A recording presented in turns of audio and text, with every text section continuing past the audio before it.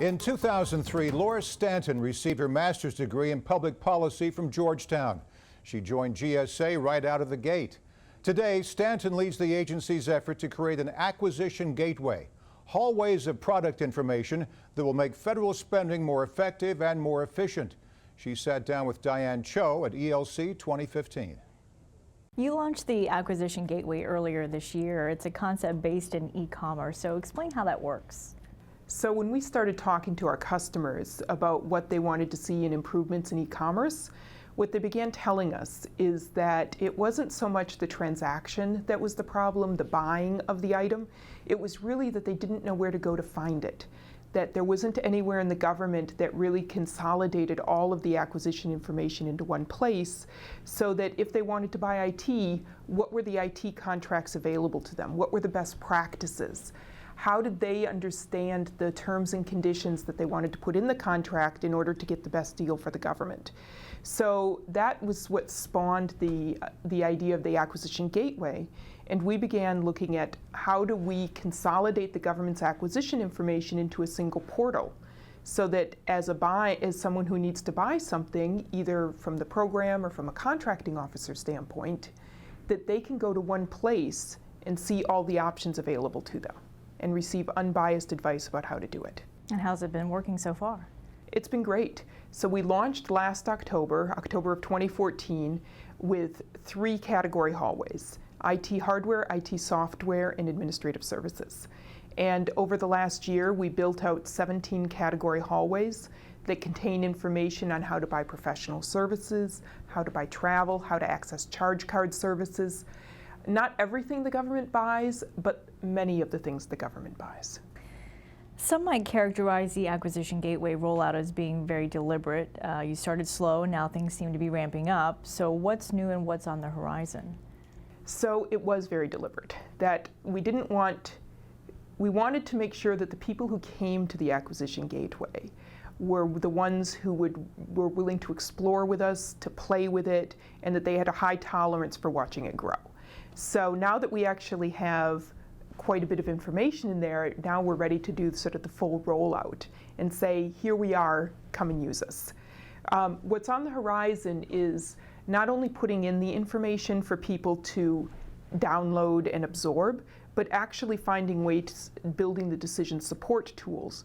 The gateway is designed to make contracting officers' jobs easier, but will it also let government rely on fewer contracting officers in the end?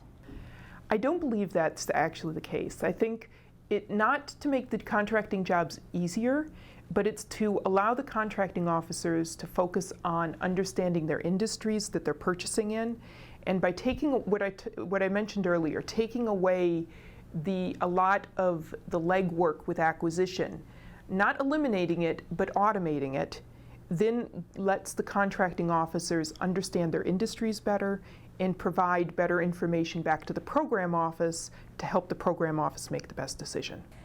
So I want to talk numbers for a moment here. How many people are actually using the gateway, and are those numbers growing? The numbers are definitely growing. We started small, so we started really targeting growth in the last few months. And over that time, we have seen the numbers double. And we're planning on those numbers doubling again, and we have a target of reaching 12,000 users by the end of the calendar year 2016. The cost of labor appears to be one challenge to strategic sourcing government-wide. In September, the GAO office found, quote, that some GSA scheduled vendors set their rates as a ceiling and routinely discount prices for orders. In these cases, published schedule rates likely do not represent the lowest rates available. So how will the gateway address this particular issue? So part of the gateway is a prices paid portal.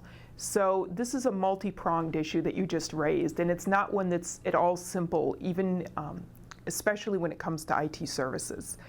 One of the challenges is saying whether or not an IT project manager that company A has is identical to an IT project manager of company B. So there's even doing the apples to apples comparison of those rates.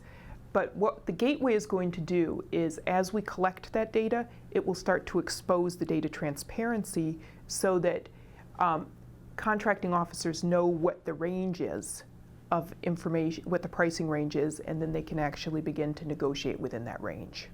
In music, you often hear about, how other artists influence someone else, but that's not often the case in federal IT. I'm curious as to what private or public sector models do you draw inspiration from for the gateway? Is it Amazon? Is it TurboTax? Any of those? TurboTax is a great example of a decision support tool. So when we talk about where do we want the gateway to be, that's one of the examples that we use. The other is actually the Apple's iOS platform, with the idea of multiple apps being generated by external developers that come together on the same platform. And so one of the visions for the gateway is that it's not only GSA building the tools and information that's on that gateway, but that we actually open up the collaboration for development across the government. So when we think about the model that we want to use, Apple is certainly part of it. All right, Laura, thank you again for your time, and thank you for joining us on Government Matters. Thank you.